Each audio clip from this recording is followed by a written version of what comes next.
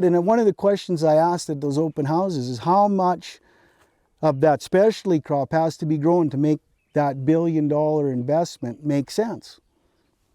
Nobody answers that question. On parle ici d'un projet d'irrigation de 1,15 milliard de dollars près du lac de Fin-Baker.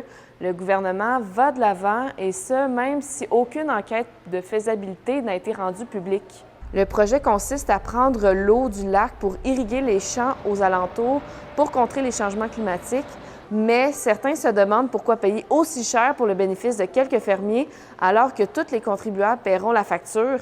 Une étude de faisabilité a été commandée en 2021 alors que le projet était en 3 phases. Ça devait être au coût de 4 milliards de dollars et Ottawa allait le subventionner, mais finalement, c'est seulement un prêt qui a été offert. Donc, selon certains, l'étude n'est pas complète à cause de ces changements au projet et pourrait être réduite seulement à une seule phase. Scott Moe a mentionné plus tôt cette année que les travaux commenceraient en 2025.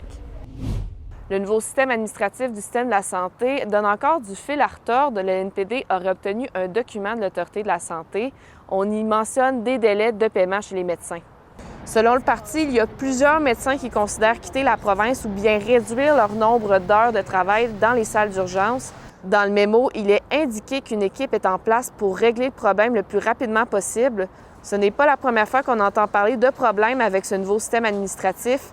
Plus tôt ce mois-ci, une employée de l'Autorité de la santé de la Saskatchewan s'est plainte de ne pas avoir reçu sa paye depuis 5 semaines. 21 500 $. C'est ce que promet le service des incendies de McLean pour retrouver un pyromane.